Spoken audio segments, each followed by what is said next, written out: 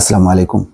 Lift কিনতে Finland গেলেন ঢাবির pro-VC অর্থাৎ ঢাকা বিশ্ববিদ্যালয়ের তিনি উপাচার্য শিক্ষা অধ্যাপক ডক্টর সীতেশ চন্দ্র বাসার সহ 4 সদস্যের একটি প্রতিনিধি দল।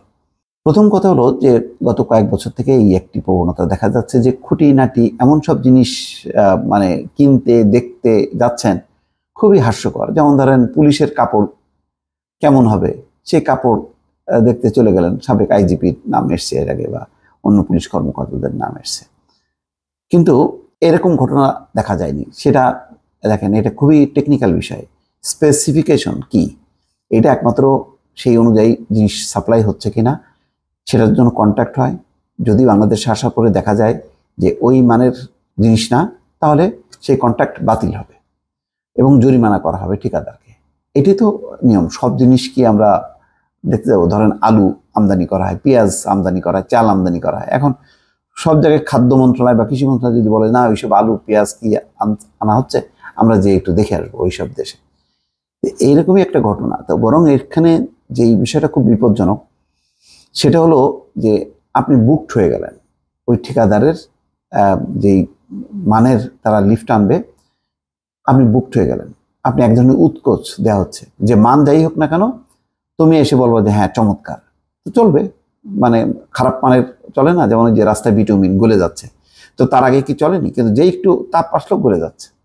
এখন তদন্ত কমিটি করা হয়েছে, তদন্ত কমিটি বলবে যে হ্যাঁ নিম্নমানের বিটুমিন দেওয়া হয়েছে বা অন্যান্য সামগ্রী দেওয়া হয়েছে, খোয়া টোয়া সহ পিচ। তো লাভটা কি? ক্ষতিটা তো হয়ে গেল রাষ্ট্রের।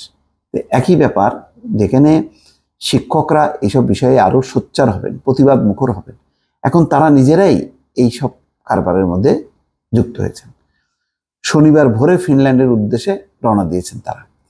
বিদেশে যাওয়াই প্রতিনিধি দলে আছেন বিশ্ববিদ্যালয়ের ইঞ্জিনিয়ারিং অ্যান্ড টেকনোলজি অনুষদের ডিন অধ্যাপক ডক্টর হাফিজ মোহাম্মদ আবু হাসান, বাংলাদেশ প্রকৌশল বিশ্ববিদ্যালয়ের টেকনিক্যাল ইঞ্জিনিয়ারিং বিভাগের ডক্টর ABM তৌফিক হাসান ও পরিকল্পনা উন্নয়ন অফিসের পরিচালক জাভেদ আলম মৃধা। তো মাঝখানে যেটা বললাম, বুয়েটের মেকানিক্যাল ইঞ্জিনিয়ারিং বিভাগের যে ডক্টর তৌফিক, আরেকজন হচ্ছেন বিশ্ববিদ্যালয় ইঞ্জিনিয়ারিং অ্যান্ড টেকনোলজি অনুষদের ডিন ডক্টর হাফিজ হাসান বাবু। তো এদের ব্যাপারটা একটা টেকনিক্যাল, কিন্তু ওনারা তো হলো পড়াশোনা করান, ওনারা তো আর হাতে কলমে করান না। এখানে একদম পিওর ইঞ্জিনিয়ারিং, এবং বিশেষ করে যাদের হচ্ছে লিফট সম্পর্কে অভিজ্ঞতা আছে সেই রকম বিশেষজ্ঞ বা ইঞ্জিনিয়ার প্রকৌশলীদের পাঠানো দরকার ছিল। এখানে প্রভিসির নেতৃত্বে কেন? তারপরে এই যে পরিকল্পনা উন্নয়ন অফিসের পরিচালক, তার মানে একটা ফান্ড রাখা হয়েছে যে তোমরা ঘুরে আসো ফিনল্যান্ডে, ইউরোপের দেশ, সেনজেন ভিসা পাবা। ফিনল্যান্ড দেখে তো তাদের মন ভরবে না, আরো কয়েকটা দেশ সফর টফর করে আসবে, তারপরে বলবে যে হ্যাঁ ঠিক আছে। এইভাবে আমরা দুর্নীতিকে প্রশ্রয় দিচ্ছি। তারপরে লিফট চলবে কিছুদিন, চলার পরে তারপর নষ্ট হয়ে গেল, কি করা আছে, আবার কেনা হবে, দরপত্র ডাকা হবে, আবার ওই একই কায়দায় কেউ কেউ যাবেন বিদেশে। এইগুলির ব্যাপারে কেন সরকার কঠিন হচ্ছে না, সংশ্লিষ্ট কর্তৃপক্ষ, বিশ্ববিদ্যালয়, এত বেশি সর্বগ্রাসী দুর্নীতি, অকল্পনীয়। যে শিক্ষকরা এগুলির প্রতিবাদ করবেন তারাই দেখা যাচ্ছে এর মধ্যে সামিল হয়ে যাচ্ছে। কার কাছ থেকে আপনি কি আশা করবেন? লিফট ক্রয়ের জন্য দ্বিতীয় প্রি শিপমেন্ট ইন্সপেকশন টিমের মনোনীত সদস্য হিসেবে ইন্ডাস্ট্রি পরিদর্শন করতে ঠিকাদারের খরচে এই প্রতিনিধি দলটি ফিনল্যান্ড গেছেন। এই উপলক্ষে বিশ্ববিদ্যালয় প্রশাসন তাদের নির্দিষ্ট সময়ের জন্য ছুটিও মঞ্জুর করেছে।